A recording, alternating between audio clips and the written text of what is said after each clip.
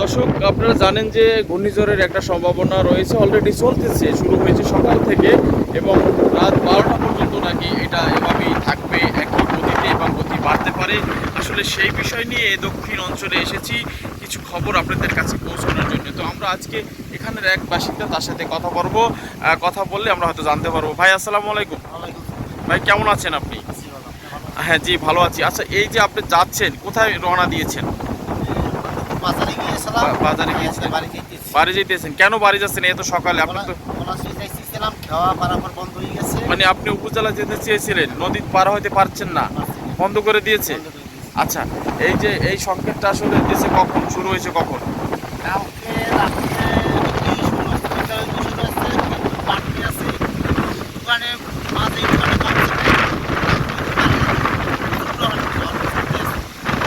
বাতাসের সঙ্গে বাড়তেছে। আপনি কি এখন নিরাপদে যাচ্ছেন?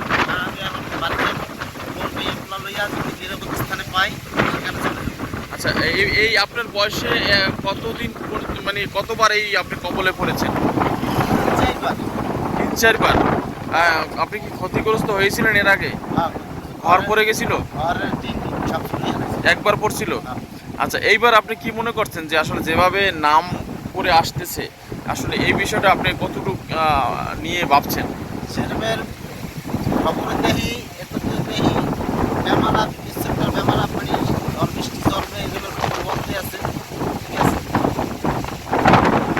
আসলে এর স্বাভাবিক যে পানিটা নদীতে থাকে তার থেকে কয় ফুট উঁচু হয়েছে? হয়ে গেছে অলরেডি? আরও কি বাড়ার সম্ভাবনা আছে? আচ্ছা, আপনাদের এলাকার সবকিছু কি বন্ধ করে দিয়েছে?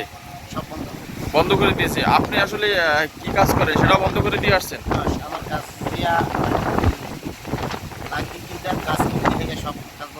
আচ্ছা, এই যে খাবারের একটা ব্যবস্থা, মানুষ ক্ষতিগ্রস্ত হলে বা বিভিন্ন এক জায়গায় চলে গেলে হয়তো বাসাবাড়ির যেই সুবিধাটা থাকে সেই সুবিধাটা ওই নিরাপদ স্থানে গেলে পাওয়া যায় না।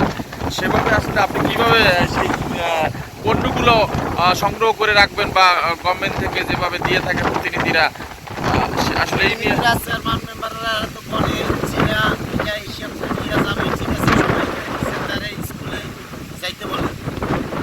আপনি কি নিজের ব্যক্তি উদ্যোগে নেবেন না তারা দিবে?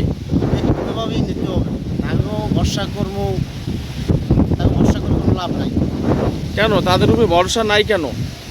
তারা বলে তারা নির্বাচনের সময় অনেক প্রতিশ্রুতি দেয়, তারপর কিছুই থাকে না। আচ্ছা, সেটা তো তাদের গায়ে থেকে দেওয়া হবে না, তাদের নিজের থেকে দেওয়া হবে না, এটা গভর্নমেন্ট থেকে, সরকারি থেকে দেওয়া হয়। সেই পণ্যগুলো কি আপনারা সঠিকভাবে পান না? না, আমরা কিছুই পান না। তা সে মালগুলো কোথায় যায়?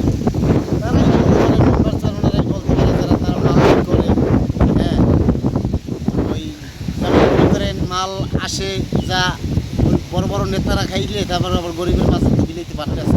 আচ্ছা, এই যে বন্যার অবস্থা, আপনাদের এলাকায় যারা প্রতিনিধি আছে তারা কি আপনাদেরকে বিভিন্ন জায়গায় বা বিভিন্ন মেসেজ দিয়ে কি আপনাদেরকে সতর্ক করেছে কিনা? সতর্ক করছে, রেড চালারাও সতর্ক করতে আছে, আমাকেও যেরকম ব্যবস্থা আমরাও নিতে আছি।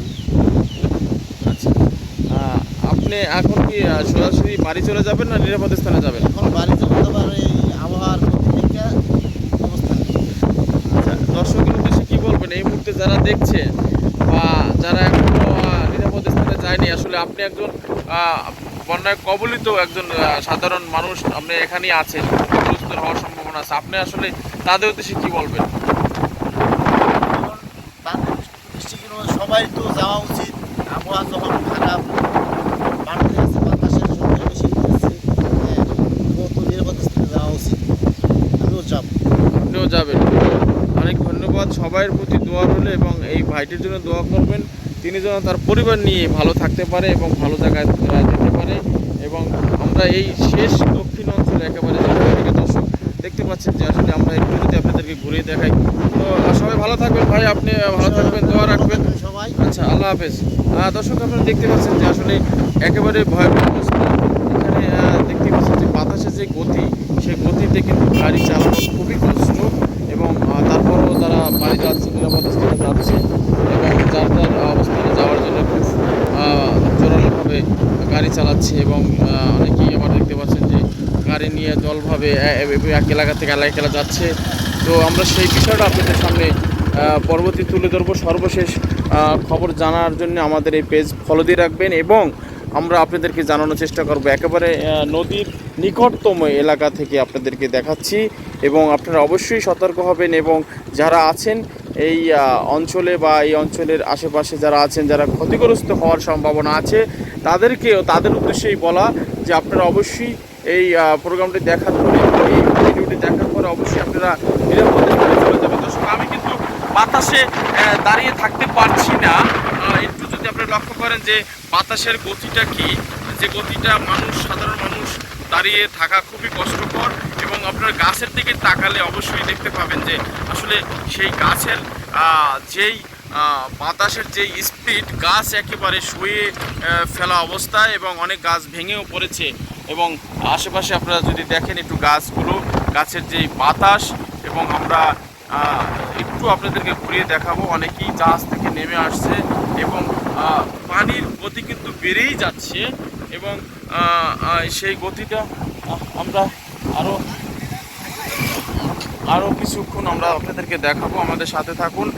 দর্শক, এই দেখুন যে বাতাসের গতি এবং পানির যে গতি, আসলে এই যে অবস্থাটা, বাতাসের যে তীব্রতা, আপনারা যদি একটু দেখেন, বাতাসের যে শব্দ, গাছগুলো একেবারেই ভেঙে যাবার অবস্থা। অলরেডি কিছু গাছ শুয়ে পড়েছে। আমিও দাঁড়িয়ে থাকতে পারছি না দর্শক, আমি এখন রাস্তা থেকে নেমে যেতে হবে। তো আপনারা একটু